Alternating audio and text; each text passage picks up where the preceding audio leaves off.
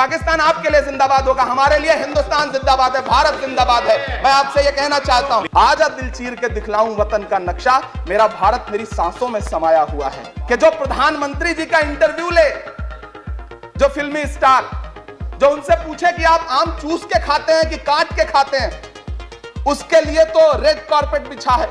लेकिन वो शाहरुख खान जो पूरी दुनिया में भारत के तिरंगे का मान बढ़ाता है, जिसे फीफा वर्ल्ड कप में आमंत्रित किया जाता है, उसके लिए सोशल मीडिया पे किस तरह के ट्रेंड चलाए जाते हैं। श्री इमरान प्रतापगढ़ी। बहुत बहुत धन्यवाद उपसभापति महोदय। मैं अब्दुल वहाब साहब द्वारा लाए गए इस रेजोल्यूशन के समर्थन में बात करने के लिए खड़ा हूं। इसी थके हुए दस्ते तलब से मांगते हैं, इसी थके हुए दस्ते तलब से मांगते हैं, हम अपने जख्मों का मरहम तो कब से मांगते हैं, वो भीख मांगता है हाकिमों के लहजे में, हम अपने बच्चों का हक भी अदब से मांगते हैं। उपसभापति महोदय, ये जो रेजोल्यूशन है, इसके जो महत्वपूर्ण एक दो बिंदु हैं, उसमें एक बात कही गई है कि सच्चर समिति के प्रतिवेदन और अन्य प्रतिवेदनों की सिफारिशों को कार्यान्वित किया जाए, जिसमें मुसलमानों के शैक्षिक और सामाजिक पिछड़ेपन पर चर्चा। उद्धृत कर रहा हूं मैं इसे। दूसरा पॉइंट है कि छात्रवृत्ति और शैक्षिक कार्यक्रमों को बहाल किया जाए और सुधारा जाए, जिससे उच्चतर शिक्षा भागीदारी में सुधार आए। मदरसों के आधुनिकीकरण की बात की गई। मुझे हैरत है, तभी राकेश सिन्हा जी बात कर रहे थे, अभी नहीं है शायद, कहीं चले गए हैं आसपास। उन्होंने अपने भाषण में 23 बार सबका साथ सबका विकास की बात की। अभी गीता जी बोल रही थी, उन्होंने भी कहा कि सबका साथ सबका विकास का बजट आया है, लेकिन वो इसके, ये जो रेजोल्यूशन है, इसके विरोध में क्यों है, मैं समझ ही नहीं पा रहा हूं। अगर आप सबका साथ सबका विकास का दावा कर रहे हैं, सबका साथ सबका विकास के नारे लगा रहे हैं, तो अगर एक पर्टिकुलर एक कम्युनिटी जो जिस सच्चर कमेटी की सिफारिशों में यह तय हो गया है कि वो दलितों से भी बदतर स्थिति में है, उसका आर्थिक सामाजिक स्थिति ऐसी है, अगर उसके उत्थान के लिए कोई बिल बात कर रहा है तो फिर उसके विरोध में है क्यों? दरअसल ये वही मानसिकता है जो लगातार काम कर रही है, जिसके तहत अमृत काल में भी जो बजट पेश किया जाता है, उसमें जो अल्पसंख्यकों का बजट है, उसमें 38% की कटौती की जाती है, और फिर कहा जाता है कि हम सबका साथ सबका विकास का दावा कर रहे हैं।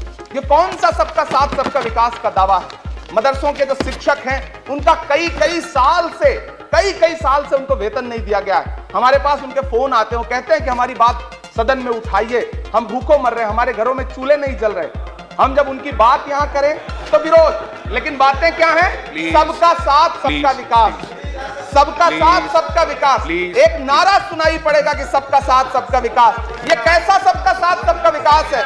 मैं सदन से यह पूछना चाहता हूं कि यहां सत्र चल रहा है उपसभापति महोदय, और इसी संसद से महज 800 मीटर की दूरी पर जंतर मंतर पर खड़े होकर के कार्यक्रम आयोजित होता है अभी 4 दिन पहले, और एक व्यक्ति वहां खड़ा होकर के सीधे आह्वान करता है कि ईसाइयों और मुसलमानों को काटना कब शुरू करोगे?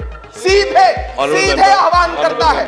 और सभापति उपसभापति महोदय, मैं पूछना चाहता हूं कि दिल्ली पुलिस उस पर कोई कार्रवाई नहीं करती, उल्टा जो मीडिया उसको दिखाने का प्रयास करती है, उनको नोटिस भेजा जाता है। ये कौन सा सबका साथ सबका विकास है उपसभापति महोदय? यह हम बहुत गंभीर लोग यहां बैठे, मैं उच्च सदन में बैठा हूं, मैं यहां खड़ा होकर के कहना चाहता हूं, ये कौन सा सबका साथ सबका विकास है? उपसभापति महोदय, इसी दिल्ली में एक सांसद पाए जाते हैं, सत्ताधारी पार्टी के सांसद हैं, वो अपने कार्यक्रमों में सार्वजनिक मंचों पे खड़े होकर कहते हैं कि मुसलमानों का आर्थिक बहिष्कार करो। आप कह रहे हैं सबका साथ सबका विकास। कैसे होगा सबका साथ सबका विकास जब सत्ताधारी पार्टी के सांसद आर्थिक बहिष्कार की अपील करेंगे और उनके खिलाफ एक मामला तक दर्ज नहीं होता? प्रधानमंत्री जी अपने भाषणों में सबका साथ सबका विकास की बात करते हैं, लेकिन अफसोस है कि जब राजनीतिक तौर पर विकास करने की बात आती है तो लोकसभा में एक भी टिकट ये सत्ताधारी दल किसी मुसलमान को नहीं देता, राज्यसभा में एक भी टिकट किसी मुसलमान को नहीं देता, विधानसभा में जो बड़े बड़े प्रदेश हैं उसमें एक भी टिकट मुसलमान को नहीं देता। और वो 3 जो नाम के लोग थे, मुख्तार अब्बास नकवी साहब, एमजे अकबर साहब, सैयद जफर इस्लाम, उनको भी किनारे लगा दिया जाता है। ये कौन सा सबका साथ सबका विकास है? काहे का सबका साथ सबका विकास? ये नारा, ये दावा खोखला है। मैंने प्रधानमंत्री जी के भाषण सुने हैं, जब 3 तलाक पर बिल आ रहा था उपसभापति महोदय, तो प्रधानमंत्री जी कहते थे कि मैं अपने मुस्लिम बहनों को हक दिलाना चाहता हूं, उनके न्याय के लिए लड़ रहा हूं, यह बिल मैं उनके लिए ला रहा हूं। आपने भी सुना होगा वो नारा। मैं तो सभापति महोदय बचपन से जिस विद्यालय का पढ़ा हूं वहां संस्कृत का एक श्लोक सुना करता था कि यत्र नार्यस्तु पूज्यन्ते रमन्ते तत्र देवता। मैं इसे सुना करता था उपसभापति महोदय। और फिर आज जब यहां सदन में खड़ा हूं तो मैं पिछले दिनों लाल किले से प्रधानमंत्री जी की, लाल किले की प्राचीर से वो भाषण, उनकी वो तकरीर भी सुन रहा था जब वो कह रहे थे कि महिलाओं को बिना हक दिलाए देश आगे नहीं बढ़ सकता। जब वो लाल किले की प्राचीर से ये बात बोल रहे थे तो उस भाषण के महज 2.5-3 घंटे बाद उनके गृह राज्य गुजरात में बिल्किस बानो के आरोपी रिहा किए जा रहे थे। उसी दिन उन्हें माला पहनाया जा रहा था, उनका सम्मान किया जा रहा था। ये कौन सा सबका साथ सबका विकास है? उपसभापति महोदय, मैं तो आपसे कहना चाहता हूं कि जो प्रधानमंत्री जी का इंटरव्यू ले, जो फिल्मी स्टार, जो उनसे पूछे कि आप आम चूस के खाते हैं कि काट के खाते हैं, उसके लिए तो रेड कारपेट बिछा है। जो अभिनेत्रियां उनकी विचारधारा के समर्थन में बात करें, समर्थन से ज्यादा आगे बढ़ के बात करें, उनके लिए जेड सिक्योरिटी है। लेकिन वो शाहरुख खान जो पूरी दुनिया में भारत के तिरंगे का मान बढ़ाता है, जिसे फीफा वर्ल्ड कप में आमंत्रित किया जाता है, उसके लिए सोशल मीडिया पे किस तरह के ट्रेंड चलाए जाते हैं? कौन सा सबका साथ सबका विकास है महोदय? मेरा नाम इमरान है। मैं उस पीड़ा को महसूस करता हूं जिस पीड़ा का जिक्र अभी मनोज झा जी कर रहे थे। मैं उस पीड़ा से गुजरता हूं, इसलिए मैं आपसे यहां खड़ा होकर कहता हूं कि हम हर दिन सुनते हैं, कई सारे मंत्री हैं जो ट्रेवल एजेंसी खोल के बैठे हैं, जो ये कहते हैं कि देशभक्ति हर दिन देशभक्ति साबित करो, चले जाओ वहां चले जाओ। मैं तो उनसे कहना चाहता हूं कि तुमने नफरत का जो बाजार सजाया हुआ है, तू ये कहता है मुसलमान पराया हुआ है, आजा दिल चीर के दिखलाऊं वतन का नक्शा, मेरा भारत मेरी सांसों में समाया हुआ है। हम उसको किसी को हर दिन उसका सबूत नहीं देते फिरेंगे। ऐसे में अगर ये बिल मांग करता है कि मुसलमानों के शैक्षिक और उनके सामाजिक, उनके आर्थिक उत्थान के लिए सरकार उस पर ध्यान दे, तो फिर तकलीफ क्या है, दिक्कत क्या है? क्या आपका जो नारा है वो झूठा है?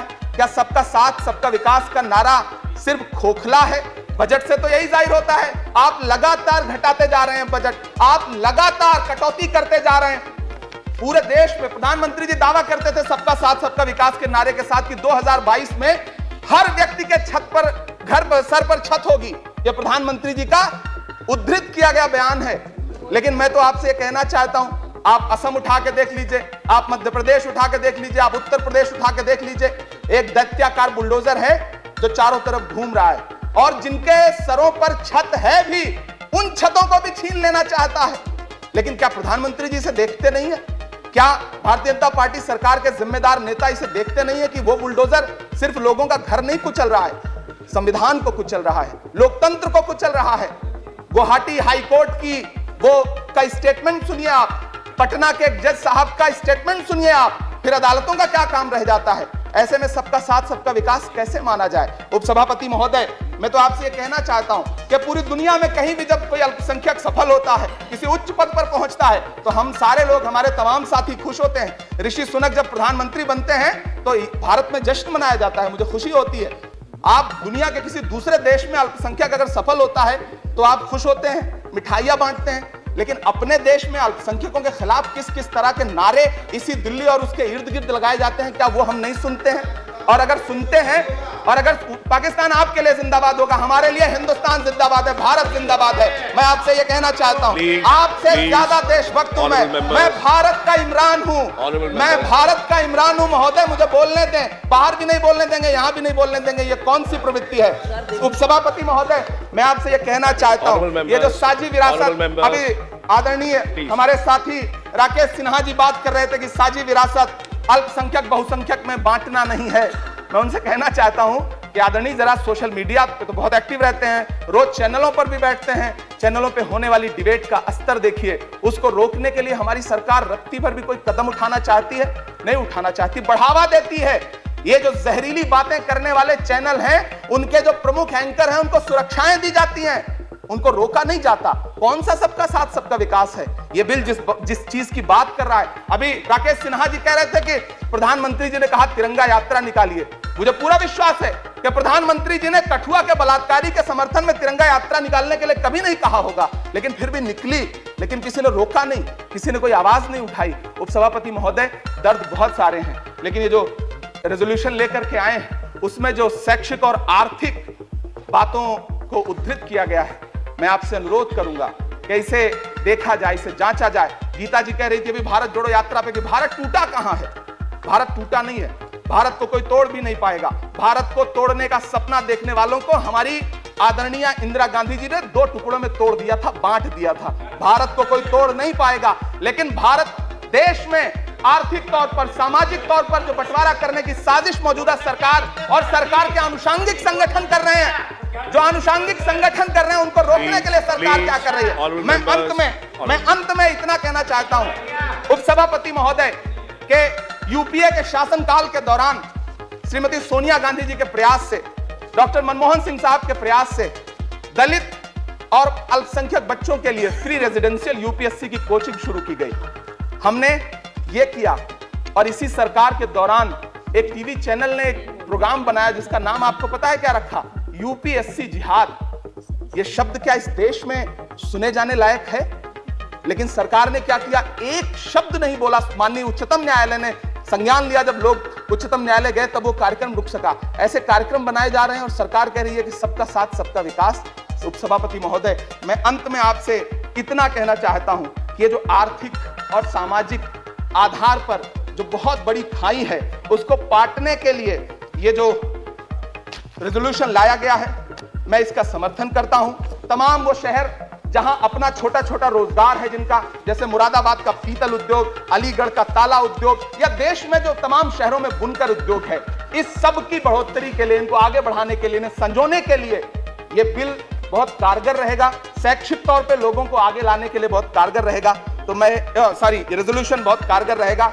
और मैं अपने सत्ता पक्ष के साथियों से कहना चाहता हूं कि रिश्तों की ये नाजुक डोरें तोड़ी थोड़ी जाती हैं, अपनी आंखें दुखती हों तो फोड़ी थोड़ी जाती हैं।